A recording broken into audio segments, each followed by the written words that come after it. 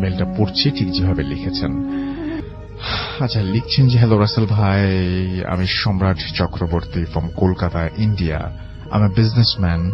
আমার রেস্টুরেন্টের ব্যবসা কলকাতায়, and I am a part time paranormal researcher. এসব ভালো লাগে, ভূত এফএম শুনি প্রায়, খুব ভালো লাগে। আজ আমি একটা স্টুডেন্ট লাইফের ঘটনা শেয়ার করছি, ভালো লাগলে পড়ে শোনাবেন। তখন রক্ত গরম, ভূত বা প্যারানর্মাল জিনিস খোঁজা বা তাদেরকে দেখবার ইচ্ছা ছিল প্রবল। ঘটনাটি 2016 সালের শেষের দিকে, নভেম্বর ডিসেম্বরের কোন একটি সময়। তখন শীত পড়েছিল প্রচুর কলকাতায়।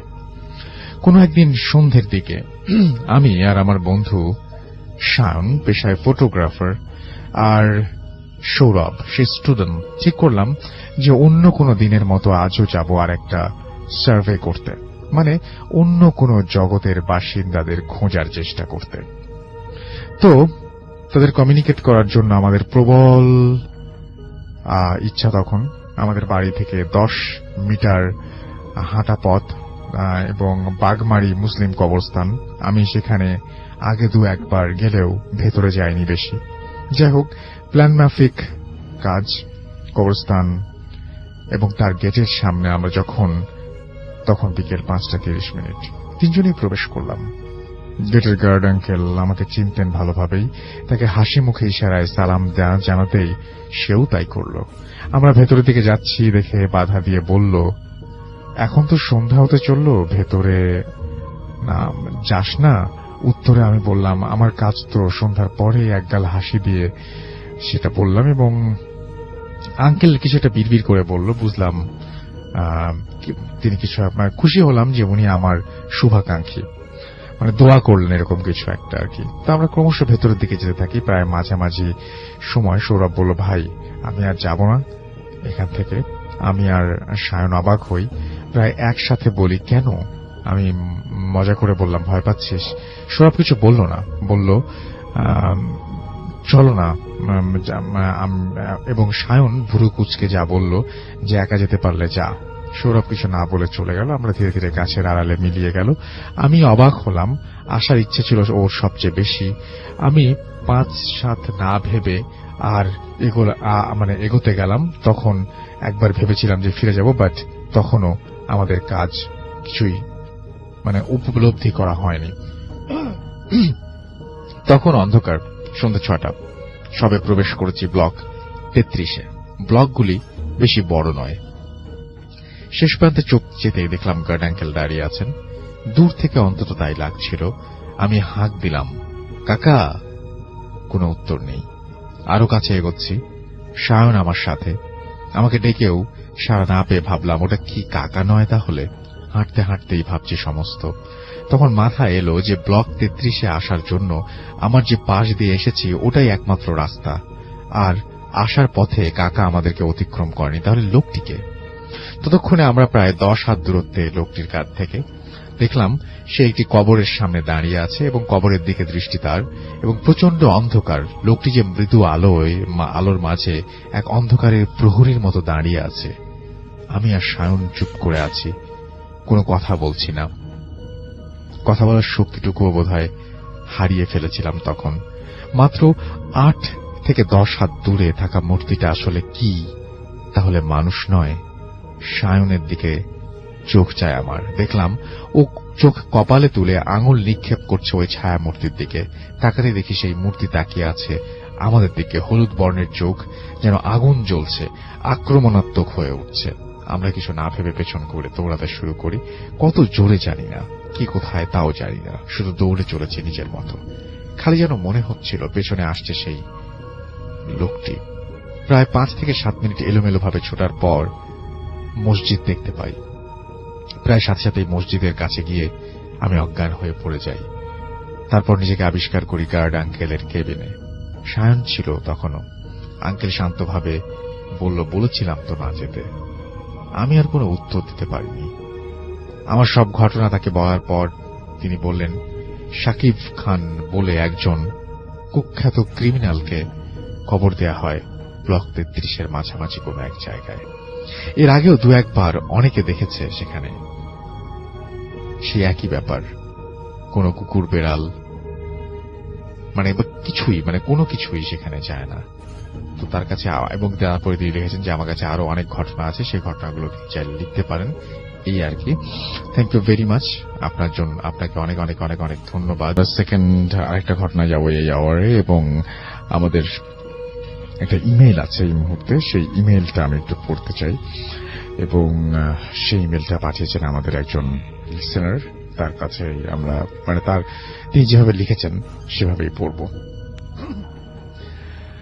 আসসালামু আলাইকুম, আমার নাম আরিফ, আমি একটা টিভি চ্যানেলে HR অ্যান্ড অ্যাডমিন ডিপার্টমেন্টের এক্সিকিউটিভ। তিনি লিখছেন যে আমি আজ যে ঘটনাটা বলবো সেটা আমার মামার সাথে ঘটেছে 2000 সালের মার্চ মাসে, তারিখটা সঠিক মনে নেই। আমাদের বাড়ি থেকে নানার বাড়ি প্রায় 12 কিলোমিটার দূরে, নাম ঈশ্বরীপুর। আমার সেজ মামার নাম শরীফ, যার সাথে এই ঘটনা ঘটে। মামা চাকরি করত সিরাজগঞ্জে। সে ছুটিতে বাড়ি আসতো যথারীতি বন্ধুদের সাথে আড্ডা শেষ করে বাড়ি ফিরে। আগেই গ্রামের সম্পর্কিত বলে নিলে ভালো হয়, গ্রামের বাড়ির আশেপাশে বাঁশ বাগান আর জঙ্গলে ভরা, আর কিছু কিছু গাছ আছে বহু বছরের পুরনো দিনের, এবং দিনের বেলায় একা হাঁটলেও গা শিউরে ওঠে। অবশ্য ওখানকার লোকদের এসব মনে হয় না, কারণ তারা অভ্যস্ত। গ্রামের বাইরে জমি আর জমি ধানের চাষ করা হয়, পুরো গ্রামটাই ভৌতিক ভৌতিক একটা ভাব আছে। যাই হোক, মূল ঘটনায় আসি। সেদিন রাতে খাওয়া দাওয়া করে সবাই যে যার মতো ঘুমিয়ে পড়ে। রাত আনুমানিক 1টা থেকে 2টার দিকে শরীফ মামা বাথরুমে যান। গ্রামের মধ্য দিয়ে একটা কাঁচা রাস্তা, দুই পাশের ঘর বাড়ি, ছোট বড় মিলিয়ে অনেকগুলো পুকুর আছে, সব পুকুরের আলাদা আলাদা নাম আছে। মাঠের দিকে যেতেই একটা বাবলা গাছ আছে, যেটা জমির আইলের সাথে। মামা দেখতে পেলেন কয়েকজন মিলে হাতাহাতি করছে। মামার কাছে একটা টর্চ লাইট আছে, কিন্তু জ্বালাননি। ব্যাপারটা একটু বোঝার চেষ্টা করছেন তিনি। অনেক অন্ধকার, তাই কিছু বোঝা যাচ্ছিল না। তবে তাদের সঙ্গে, তাদের মধ্য থেকে কেউ একজন জোরে চিৎকার করে উঠেছিল, যার আওয়াজ মামার খুব পরিচিত মনে হয়েছিল। আর একটু সামনে যাই, আওয়াজটা বোঝা যায় মামার খুব ঘনিষ্ঠ বন্ধু, এবং তিনি বুঝতে পারেন যে মামার খুব ঘনিষ্ঠ বন্ধু হালিম। এবং এর আরেকটু এগিয়ে তিনি যান, এবং কিন্তু অন্ধকারে কারো চেহারা তিনি বুঝতে পারছিলেন না। সবকিছু কেমন আবছা আবছা লাগছিল, কিন্তু মারামারি ক্রমেই বেড়ে চলেছে। আরেকজন চিৎকার করছে, যার কণ্ঠ ছিল বন্ধু হালিম। তার বন্ধু হালিম। মামা বলল যে কে, হালিম নাকি রে? হালিম। ওদের থেকে কোনো উত্তর এলো না।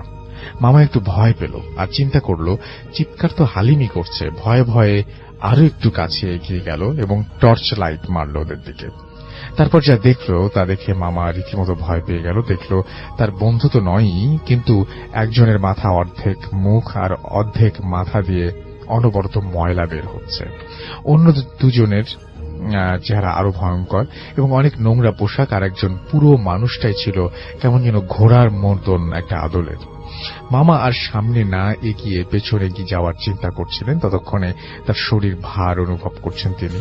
তারপর সে সামনে না গিয়ে পেছনে ফিরেই জোরে জোরে পা চালাতে লাগলেন, এবং 8-10 ধাপ আসার পর সামনে দেখলেন ওই 4 জন জমির আইলে বসে এবার হাসাহাসি করছে। এবার মামা ভয়ে কাঁপতে লাগলেন এবং কিভাবে বাড়ি ফিরবেন সেটা ভাবতে লাগলেন, এবং ভাববার সময় আর কই। এবার ওরা একেবারে তার কাছে চলে এসেছে। ওদের মধ্য থেকে একজন লাইট মারল কেন,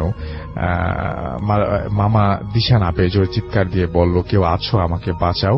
এরপর ইলেকট্রিসিটি শক খাওয়ার মতন একটা ব্যাপার হলো এবং মামা পড়ে গেলেন। তিনি বুঝলেন যে এই বুঝি আমি শেষ। তারপর আবারও কয়েকবার চিৎকার দিলেন। তারপর ওরা 4 জন মিলে মামাকে চিৎ করে শুইয়ে দিল এবং কি যেন খাওয়ানোর চেষ্টা করলো। 4 জন মিলে মামার সাথে অনেক ধস্তাধস্তি করে মুখের ভেতরে কিছু একটা ঢুকিয়ে দেয়। অনেক জোরে জোরে আওয়াজ করায় মামার ছোট চাচার ঘুম ভেঙে যায়। আমার ছোট নানা, সে মনে করেছে যে চোর মনে হয়। ওখানে আমার নানারা 4 ভাই থাকতো, সবার আলাদা আলাদা বাড়ি আছে কিন্তু কাছাকাছি। নানা উঠে আরো কয়েকজন তার ভাই ভাতিজাকে নিয়ে টর্চ লাইট, লাঠি এ সমস্ত নিয়ে চিৎকার করতে করতে সেদিকে আসে এবং হাঁটতে লাগলো, এবং গ্রামের কয়েকজন আওয়াজ পেয়ে তারাও একত্র হয়েছে। অনেক রাত, তারপর আবার গ্রাম, আস্তে আস্তে সেই আওয়াজও অনেক দূর থেকে শোনা যায়। একটু পরে জোরে একটা আওয়াজ আসলো। আওয়াজটা হলো তারা যেদিকে যাচ্ছিল হাতের বাম পাশে কিছু জমির মাঝখানে সবাই টর্চ জ্বালিয়ে দেখে, সেইখানে দৌড় দিল এবং দেখতে পেল যে কেউ একজন পড়ে আছে এবং কাতরাচ্ছে। সবাই মিলে যখন তার কাছে গেল, দেখলো শরীফ পড়ে আছে, তার মুখ দিয়ে রক্ত বের হচ্ছে, কিন্তু আশেপাশে কেউ নেই। তাকে জিজ্ঞাসা করা হলো, কি হয়েছে তোর, তুই এখানে কিভাবে এলি? বলতে পারল না, তার জ্ঞানই ছিল না, কান্নাকাটির রোল পড়ে গেল। যাই হোক, তাকে সবাই মিলে বাড়ি নিয়ে আসা হলো এবং তার শরীরে অনেক ময়লা ছিল, পরিষ্কার করা হলো, কোনোভাবেই তার জ্ঞান আসছিল না। পরে রাতে তাকে মেডিকেলে নিয়ে যাওয়া হলো এবং উপায় না দেখে, যোগাযোগ ব্যবস্থা তখন খুব খারাপ ছিল। মামার ছোট চাচা নিজেও একজন কবিরাজ, সেও ভালো করে দেখলো এবং বলল যে মেডিকেলে নিয়ে লাভ নেই, অন্য উপায়ে চেষ্টা করতে হবে। একটু পরে ফজরের আজান হলো। নানা ঝাড়ফুঁক দিতে দিতে বেলা 11টার দিকে জ্ঞান আসলো, কিন্তু তিনি কোনো কথা বলতে পারছেন না, খেতে পারছেন না। আত্মীয় স্বজন সবাইকে খবর দেওয়া হয়েছে। আমি আম্মুকে নিয়ে সকালেই গিয়েছি সেখানে। এভাবে চলতে থাকে বেশ কিছুদিন। শুধু ফলের জুস ছাড়া আর কোনো কিছু খেতে পারতেন না। অনেক কবিরাজ দেখানো হলো, কোনো কাজ হলো না। সবাই বলল আমাদের সাধ্যের বাইরে। প্রতিদিন রাতে মামার বুকের সাথে 2 হাত চেপে ধরত আর মুখ দিয়ে রক্ত বের হতো। 2-3 জন লাগতো তার বুক থেকে হাত আলগা করার জন্য, আর রক্ত বের হতো এবং হাত যখন আলগা করা হতো তখন আর রক্ত বের হতো না। সে কোনোভাবেই বিছানা থেকে উঠতে পারত না। আরো কিছুদিন যাওয়ার পর মুখ দিয়ে রক্ত বের হওয়া বন্ধ হলো এবং একটু একটু হাঁটা শুরু করলো। একদিন বিকেলবেলা আমি মামাকে জিজ্ঞেস করলাম, মামা আপনার সাথে কি হয়েছিল? মামা কোনোভাবেই কথা বলতে পারল না, শুধু নির্বাক চোখে আমার দিকে তাকিয়ে রইল। আমি বললাম, আপনি না বললে আমরা কিভাবে বুঝবো আপনার সাথে কি হয়েছিল? মামা ইশারায় কলম আর খাতা চাইলেন। তারপর তার সাথে ঘটে যাওয়ার ঘটনাটা লিখে আমাকে জানালেন। তার আরো 15 দিন কেটে গেল। এখন এখানে সেখানে যেতে পারেন, ভারী খাবারও খেতে পারেন, কিন্তু কোনো কথা বলতে পারেন না। সেদিন শুক্রবার ছিল, ঈশ্বরীপুর মাঠে ফুটবল খেলা হচ্ছিল। সবাই খেলা দেখতে গিয়েছিল, মামাও খেলা দেখতে গিয়েছিলেন। খেলার এক পর্যায়ে মামাকে পাওয়া যাচ্ছিল না। যে জায়গায় বসে তিনি খেলা দেখছিলেন ওখানে তার স্যান্ডেল পড়ে আছে, কিন্তু মামা নেই। তারপর তাড়াতাড়ি করে সবাইকে জানিয়ে দেওয়া হলো এবং পরিচয় যারা পরিচিত আছে তারা সবাই খুঁজতে লাগলো। পুরো গ্রাম শেষ করে প্রখর রৌদ্র ছিল, সবাই ক্লান্ত, কিন্তু কোথাও পাওয়া গেল না। নানাদের বাড়ি থেকে 3-4 কিলোমিটার দূরে ফাঁকা মাঠের ভেতর পরিত্যক্ত একটা পুকুর পাড় ছিল। সেই পুকুর পাড়ে জঙ্গলে ভরা 3 জন আদিবাসী, যারা সাঁওতাল এবং তারা চাষ করছিলেন ওই সময়, তারা মামাকে চিনতে পারলেন এবং মামা পুকুরে পাড়ে পড়ে আছেন, শরীরে গোলাপ আর শাপলা ফুলের পাপড়িতে ভরা ছিল। তারা 3 জন কাঁধে করে নিয়ে আসেন বাড়িতে এবং সেদিন রাতেই মামার ঘুমেই কাটলো। পরের দিন বিকেলে মামাকে জিজ্ঞাসা করলাম, আপনি ওখানে কিভাবে গেলেন? আবারও খাতা কলম নিয়ে আসা হলো এবং আমি দেখতে পাই শুধু বাতাস অনুভব করছি আর বিয়ের মতো বাজনা বাজছিল। সবার সামনেই আমি শূন্যের উপর ভাসতে লাগলাম। আমি 1 হাত পা দিয়ে ইশারা করলাম, কেউ আমাকে দেখতে পেল না। তারপর আমাকে উড়িয়ে নিয়ে কোথাও গেল এবং আমি বাসায় কিভাবে আসলাম কিছুই বুঝতে পারবো। এগুলো সব মামার কথা ছিল। এভাবে কেটে গেল আরো কিছুদিন। তারপর এক রাতে মামা একাই শুয়ে আছেন এবং বাড়ির দরজা জানালা সবকিছু বন্ধ। রাত আনুমানিক 1টা থেকে 1:30 মতো বাজে। হঠাৎ করে জানালা খুলে গেল। মামা কথা বলতে পারত না বলে চিৎকার দিতে পারল না, ভয়ে দৌড় দিল দরজা খোলার জন্য। ঠিক তখনই আওয়াজ আসলো যে, যদি বাঁচতে চাস তাহলে আমার কথা শোন। মামা থামলো এবং জানালার পাশে গিয়ে তাকালো এবং দেখলো যে বিশাল বড় বড় মুখ ভর্তি দাড়ি, সাদা পাঞ্জাবি পরা বিশাল দেহের এক দরবেশ দাঁড়িয়ে আছে। মামা ভয়ে থরথর করে কাঁপতে লাগলো। সে বলল, আমাকে ভয় পাস না, আমি তোকে বাঁচাতে এসেছি। মামা কোনোভাবেই নিজেকে আরো স্বাভাবিক করতে পারছিল না। সে দরবেশ বলল, আমি যেভাবে বলবো সেভাবে করলে তুই বেঁচে যাবি, আর যদি না পারিস তাহলে 6 মাসের মধ্যে তুই মারা যাবি। কোনো কবিরাজ ডাক্তার তোকে ভালো করতে পারবে না। মামা মাথা নাড়ল। ঠিক সে একটা পুকুরের ঠিকানা দিল। পুকুরের নাম বেদপুকুর। পুকুরের পাড়ে অনেক পুরনো গাছ আছে, বট গাছের মাঝখান দিয়ে তাল গাছ জোড়া লাগানো। ওইখানেই সেই দরবেশ থাকেন।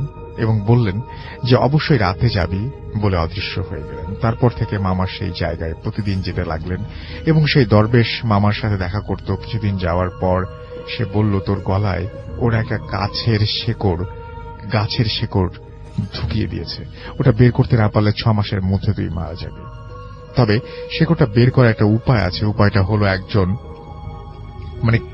কোন একজন মেয়েকে দরকার হবে এবং এবং এবং আমি কিছু জিনিস দেব, যেভাবে বলবো সেভাবে করতে পারলে এই মুসিবত থেকে তুই রেহাই পাবি। তারপর আমরা কোন একজন মেয়েকে যে কিনা অবিবাহিত তাকে খুঁজতে শুরু করলাম এবং অবশেষে মামার অফিসের একটি মেয়ে, কেউ তো রাজি হতে চাচ্ছিল না, মামার অফিসের একটা মেয়ে রাজি হলেন এবং কোনো স্বার্থ ছাড়াই তাকে সিরাজগঞ্জ থেকে আনা হলো এবং দরবেশকে জানানো হলো। 2 দিন সময় নিল। 3য় দিন রাতে কিছু শেকড় ও চুল দিয়ে বালা তৈরি করে দিল। তারপর এই বালাটা সেই মামার বাম পায়ে বেঁধে রাখতে বলল 41 দিন। প্রতিদিন রাতে একটা করে তাকে বলল যে সে একটা তাকে সে যে ঘরে থাকবে সেই ঘরের বাইরে তাকে পাহারা দিতে হবে এবং এভাবে 41 দিন পাহারা দিতে হবে। যে 4 জন গলায় শিকড় ঢুকে আছে তিনি বলেছিলেন যে ঘরের ভিতরে শুয়ে থাকবি আর মেয়েটা পায়ের কাছে পাহারা দেবে। যে 4 জন গলায় শিকড় ঢুকে দিয়েছিল ওরা বিভিন্ন রূপ ধারণ করে এসে ভয় দেখাবে, কিন্তু তোদের কিছু করতে পারবে না বলে, আর যদি বালাটা খুলে ফেলে তাহলে দুজনেই মারা যাবি। তারপর মেয়েটির সবকিছু ভালো করে বুঝিয়ে দেওয়া হলো মেয়েটিকে এবং শুরু হলো 41 দিনের সাধনা। একটা ঘরের মধ্যে তাদেরকে রেখে অপেক্ষা করতে লাগলো তারা এবং একটা সময় কেউ কেউ মাঝে মাঝে ঘুমিয়েও গেল। দরবেশের নিয়ম ছিল মেয়েটি 2 বার বের হতে পারবে, এর বেশি নয়। হঠাৎ 2টার দিকে মেয়েটি চিৎকার করে বাইরে বেরিয়ে এলো এবং ওখানে নানি মামিরা ছিল। তারা জিজ্ঞেস করলো কি হয়েছে। সে বলল ভয়ঙ্কর কেউ একজন আসলো এবং পায়ের বালাটা খুলতে বলল। চেহারাটা অনেক বিশ্রী ছিল এবং তার শরীর অনেক ময়লা, কথাগুলো বলছিল আর কাঁপছিল। আমরা তাকে বুঝালাম, তোকে যে যতই ভয় দেখাক না কেন ওরা কিছু করতে পারবে না, আমরা সবাই দরজার পাশে আছি, কেউ ঘুমাচ্ছি না, আমরা তোর সাথে আছি। এভাবেই চলতে থাকলো এই সাধনা এবং প্রতি রাতেই অনেক ভয় পেত ওরা দুজন এবং সবাই ভয় পেত এবং শেষ রাত্রে অনেক ভয়, শেষ রাতে কখনো সাপ, কুকুর, বাঘ এই সমস্ত দেখতো, গলাকাটা মানুষ, আরো অনেক ভয়ঙ্কর কিছু তারা দেখতো। 41 দিন সফলভাবে পার করার পর মামা সেই দরবেশের কাছে গেল। এবার সে একটা তীর ধনুক দিল, পায়ের বালা দিয়ে তীরটা পেঁচিয়ে দিল আর একটা পুকুরের ঠিকানা দিল। পুকুরের পাড়ে শনিবার রাত 12টার পর যাবি এবং কিছুক্ষণ পর দেখবি যে 4 জন ভয়ঙ্কর রূপ নিয়ে তোর দিকে আসছে, উনি বলছেন আর কি। এবং তারপরে তাদেরকে লক্ষ্য করে সেই তীরটা ছুটতে হবে এবং তীরটা অবশ্যই গায়ে লাগতে হবে, কোনোভাবে মিস করা যাবে না। এবং শনিবার রাতে দরবেশের কথা মতো সেই পুকুর পাড়ে মামা গেলেন এবং নির্দিষ্ট সীমানা থেকে গেলেন এবং মামা একাই গিয়েছিলেন। প্রায় 1.5 ঘন্টা পরে যখন দেখলেন যে পুকুরে আগুনের গোলার মতো আকাশের দিকে 4-5টা সেকেন্ড পরে সেই আগুনের গোলা মিলিয়ে গেল। এবার জোরে আল্লাহু আকবার বলে চিৎকার শুনতে পেলেন তিনি এবং শুনতে পেলাম আমরা, যারা দূরে ছিলেন তারা সবাই শুনতে পেলেন এবং আল্লাহু আকবার বলে খালি একটা শব্দ শোনা গেল এবং পুকুরে পাড়ে সবাই দৌড়ে গেল এবং গিয়ে দেখলো যে মামা পড়ে আছে, তার মুখ দিয়ে অল্প কিছু রক্তের ছোপ বের হচ্ছে এবং শিকড়টা গলায় যেটা ঢুকিয়েছিল সেটা বের হয়ে আছে। মামাকে ডাক দিতে মামা পানি চাইলো। খাওয়ার পর সবাই মিলে ধরাধরি করে আমরা বাসায় নিয়ে গেলাম এবং তখন আস্তে আস্তে কথা বলতে পারছিলেন মামা। পরের দিন দুপুরের পর থেকে তিনি ভালো করেই কথা বলতে শুরু করলেন। তারপর কয়েকদিন যাওয়ার পর মেয়েটি বাবা মাকে জিজ্ঞাসা করা হলো যে এই কাজের বিনিময়ে আপনারা কি চান এবং তারপর তারা কিছু চাননি। তারা বললেন যেহেতু আমার মেয়ে এখনো অবিবাহিত, তারা বিয়ের প্রস্তাব দিলেন এবং তাদের এবং মামা মামির দুজনের সম্মতিক্রমেই তাদের বিয়ে হয় এবং বর্তমানে তারা 1 ছেলে 2 মেয়েকে নিয়ে সুখী আছেন। শেষ করার আগে আপনাদের সবারকে জানিয়ে রাখি যে আপনাদের সবাইকে আরো একবার ধন্যবাদ এবং আশা করছি যে এই ঘটনাটি সবার ভালো লাগবে। এই ছিল ঘটনা। আসসালামু আলাইকুম প্রিয় লিসেনার, আশা করি সকলে ভালো আছেন। আমি আহমেদ আজকে আবারও আপনাদের জন্য আরও একটি লোমহর্ষক ভয়ঙ্কর ঘটনা নিয়ে হাজির হয়েছি। আশা করছি আজকের এই ঘটনাটিও আপনাদেরকে এক অন্যরকম ভয়ের শিহরণ দেবে। তো চলুন কথা না বাড়িয়ে চলে যাই আজকের ঘটনায়। আজকের এই ঘটনাটি জামালপুর থেকে মোহাম্মদ রাকিব ভাই পাঠিয়েছেন। এই ঘটনাটি উনি ওনার এক আত্মীয়র কাছে শুনেছিলেন। এই ঘটনাটি ঘটে ওনার ওই আত্মীয়র এক বন্ধুর সাথে। আর এই রাকিব ভাই জানিয়েছেন ওনার আত্মীয়র ওই বন্ধুর আসল নাম পরিচয় শেয়ার করা সম্ভব না, এই কারণে আমরা তার একটি ছদ্মনাম ব্যবহার করছি। এই ঘটনাটি যার সাথে ঘটে ওনার নাম রইজ মিয়া এবং তার বন্ধু তারা মিয়ার সাথে। এই রইজ মিয়া আর তারা মিয়া তখন উঠতি যুবক ছিলেন। এই রইজ মিয়া কিছুটা শান্ত স্বভাবের মানুষ হলেও তারা মিয়া ছিল খুবই ডানপিটে এবং খুব দুষ্ট একজন লোক। গ্রামের মানুষজন তারা মিয়ার প্রতি খুব বিরক্ত হলেও এই তারা মিয়ার কোনো কিছুই যেতে আসতো না। এই রইজ উদ্দিন আর তারা মিয়া তারা দুইজন সবসময় একই সাথে থাকতো। আর সেই সুবাদেই এই তারা মিয়া একদিন এই রইজ উদ্দিনকে প্রস্তাব দেয় যে তারা জাদু মন্ত্র শিখবে। এই রইজ উদ্দিনও তার প্রস্তাবে রাজি হয়ে যায়। এখন তারা জাদুমন্ত্র শেখার জন্য একজন ভালো তান্ত্রিকের সন্ধান করতে থাকে, মানে কবিরাজ আর কি। তো এইভাবে বেশ কিছুদিন সন্ধান করার পরে তারা একটি বড় কবিরাজের সন্ধান পেয়েও যায়। তারপরে তারা দুইজনে ওই কবিরাজের কাছে গিয়ে অনুরোধ করলেন যে তারা কবিরাজি শিখবে। তখন ওই কবিরাজ তাদেরকে এক বাক্যে নিষেধ করে দেয়। কারণ হিসাবে কবিরাজ তাদেরকে বলেন যে আমি তোমাদেরকে চিনি না, জানি না, আমি তোমাদেরকে কিভাবে কবিরাজি শেখাবো। আর এই কবিরাজি শিখতে হলে নিজেদেরকে প্রমাণ দিতে হয়, মানে প্রমাণ করতে হয়। মানে কবিরাজ বলেন যে তাদের কবিরাজি শিখতে হলে আগে নিজেদেরকে প্রমাণ করতে হবে। যদি তারা নিজেদেরকে প্রমাণ করতে পারে তাহলেই একমাত্র কবিরাজ তাদেরকে কবিরাজি শিখাবেন। এই শর্ত তাদেরকে দিয়ে দেন। তারা এক বাক্যে কবিরাজের সেই শর্তে রাজি হয়ে যায়। তারা যখন রাজি হয়ে গেল তখন কবিরাজ তাদেরকে জানালেন যে আসছে পূর্ণিমার রাতে তাদের গ্রামের একটি শ্মশানে গিয়ে ওইখান থেকে একটি গরুর শিংয়ের মধ্যে একটি সাদা কাপড় বেঁধে রাখা দেখবে, ওই কাপড়টি তাদেরকে নিয়ে আসতে হবে। কবিরাজ তাদেরকে এই বলে সাবধানও করে দেয় যে ওই গরুটা কিন্তু কোনো সাধারণ গরু নয়। ওই গরুর কাছ থেকে এই সাদা কাপড়টা কিন্তু এর আগে আরো অনেক মানুষ আনতে গিয়েছিল, কিন্তু যারা ব্যর্থ হয়েছে তাদের পরিণতি কিন্তু একদমই ভালো হয়নি। এই কারণে তাদেরকে সাবধান করে দেন এবং বলে দেন যে করেই হোক তোমাদের কিন্তু ওই কাপড়টি আনতেই হবে, আর তা না হলে তোমাদের কবিরাজি শিখানো যাবে না। আর যদি তোমরা কাপড়টি স্বাভাবিকভাবে আনতে পারো তাহলেই একমাত্র তোমাদেরকে কবিরাজি শেখানো হবে। আর যদি তোমরা কোনোভাবে ওই কাপড়টি আনতে ব্যর্থ হয়ে যাও তাহলে তোমরা আর আমার কাছেই আসবে না, ওই দিক দিয়েই তোমরা বাড়িতে চলে যাবে। এই শর্তে তারা রাজি হয়ে যান। তারা চিন্তা করেন আমরা ওই কাপড়টি আনতে পারলেই হয়। এরপরে কবিরাজ ওই কাপড়টিতে যা মন চায় তা করুক, তাতে আমাদের কি। তো এই চিন্তা করে ওনারা রাজি হয়ে যায়। এরপরে কবিরাজ বললেন যে আগামী পূর্ণিমার দিন তোমরা একটি জীবিত পেঁচা এবং কিছু ছোলা বুট নিয়ে আমার কাছে হাজির হবে। তো কবিরাজের কথা মোতাবেক একটি জীবিত পেঁচা এবং কিছু ছোলা বুট নিয়ে তারা ওই পূর্ণিমার রাতে কবিরাজের কাছে হাজির হয়ে গেলেন। কবিরাজ তখন কিছু মন্ত্র পড়ে ওই ছোলা বুটগুলোর মধ্যে ফু দিয়ে দিলেন এবং আবার কিছু মন্ত্র পড়ে ওই পেঁচাটার চোখ বেঁধে দিলেন। এরপরে কবিরাজ তাদেরকে বললেন যে আজ মাঝরাতে তোমাদেরকে ওই শ্মশানের মধ্যে যেতে হবে। ওই শ্মশানের কাছে গিয়ে দেখবে ওইখানে একটি জাম গাছের নিচে একটি বড় তাগড়া ষাঁড় গরু দাঁড়িয়ে আছে। গরুটাকে দেখে কিন্তু তোমরা ভয় পাবে না, গরুটিকে কিন্তু বেশ ভয়ঙ্কর এবং রাগী দেখাবে এবং গরুটার শিং দুইটা কিন্তু বেশ লম্বা লম্বা থাকবে, আর এই শিংয়ের মধ্যেই একটি সাদা কাপড় বাঁধা থাকবে। তোমাদেরকে ওই কাপড়টি নিয়ে আসতে হবে। এই কথা বলে কবিরাজ তাদেরকে একটি শিশির মধ্যে কিছু তেল পরে দেন এবং বললেন এই তেলগুলা তোমাদের শরীরে মেখে নেবে। এরপরে তোমাদের কাছে থাকা এই ছোলাগুলা ওই গরুটার সামনে ছিটিয়ে দেবে। ছিটিয়ে দেওয়ার পরে দেখবে ওই গরুটা ওই ছোলাগুলা খেতে আরম্ভ করবে। তখন তোমাদের মাঝে কেউ একজন গরুটার পিছন দিক থেকে গিয়ে কোনোভাবে শিং থেকে ওই সাদা কাপড়টা খুলে তারপরে ওইখান থেকে সরে আসবে। যখন তোমরা পিছন ফিরে সরে আসতে নিবে তখন দেখবে গরুটা তোমাদের পিছনে পিছনে বেশ গর্জন করে উঠবে। তোমরা কিন্তু ভয় পেও না, তোমরা দৌড়ে ওইখান থেকে চলে আসার চেষ্টা করো।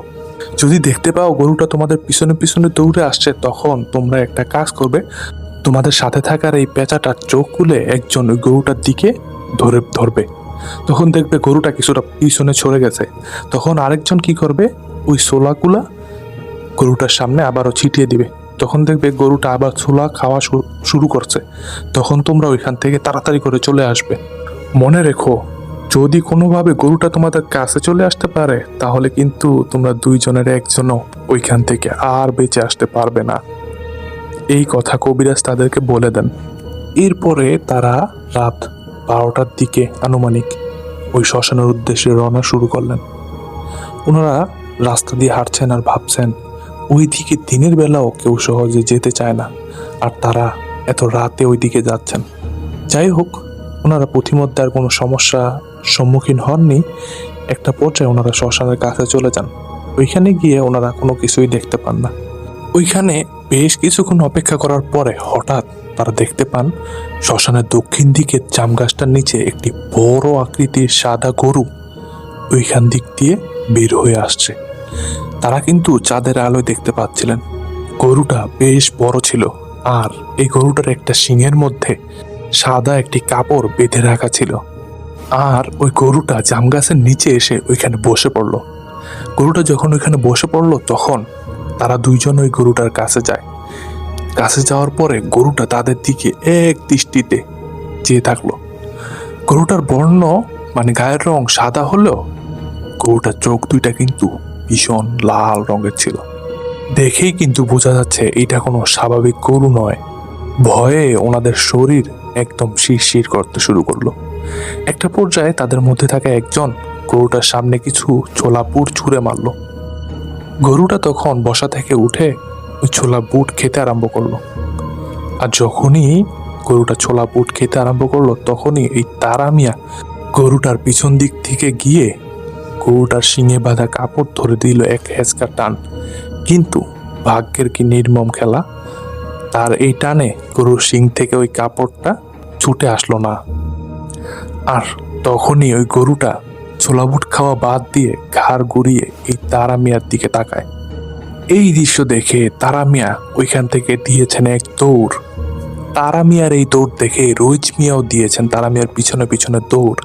দুইজন দৌড়াচ্ছেন, তারা শব্দ শুনতে পাচ্ছেন পিছনে, তাদের পিছনে খুরের টকবক টকবক শব্দ আর ওই গরুটার ভয়ানক এক গর্জন। আর সেই সাথে মনে হচ্ছে আশেপাশে বেশ ভয়ঙ্কর ঝড় শুরু হয়েছে।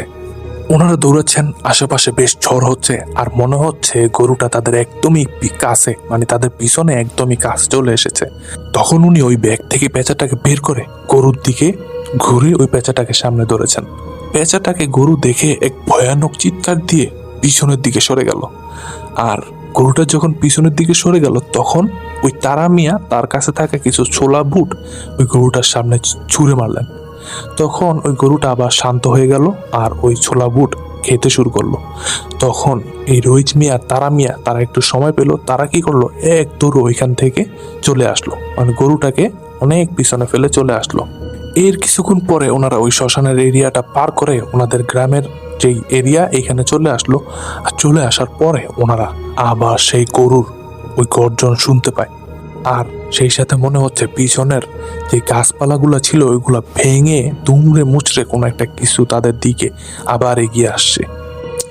এর মধ্যেই ওনারা দেখতে পান ওই গরুটা ভয়ানকভাবে দৌড়ে লাফিয়ে লাফিয়ে ওনাদের দিকে ছুটে আসছে। ওনারা তখন তাড়াতাড়ি করে ওই ওদিকেরই একটা বাড়ির ভিতরে ঢুকে যান। যখন ওনারা বাড়ির ভিতরে ঢুকে যান তখন ওনারা দেখতে পান গরুটা একটা নির্দিষ্ট দূরত্বে দাঁড়িয়ে ওই জায়গায় লাফালাফি করছে আর ফোঁস ফোঁস শব্দ করছে। ওনারা তখন বুঝতে পারলেন গরুটা ওই পর্যন্তই থাকবে, এদিকে আর আসবে না। একটা পর্যায়ে ওনারা কি করলেন, ওইখান থেকে ওনারা যে যার বাড়িতে চলে যান। ওনারা যে যার বাড়িতে চলে যাওয়ার পথে আর কোনো সমস্যা হয়নি। এরপরে এই রইজ মিয়া উনি এই ভয়ানক দৃশ্য দেখার পরে উনি চিন্তা করেন উনি আর কবিরাজি শিখবেন না। ওই রাতে উনি যে ভয়ঙ্কর দৃশ্যের সম্মুখীন হয়েছেন এরপরে আর ওনার এই কবিরাজি শিখার কোনো আগ্রহই নেই। কিন্তু এই তারা মিয়া নাছর বান্দা, এই তারা মিয়া এরপরে কোনো একটা দিন সময় করে সেই কবিরাজের বাড়িতে চলে যান।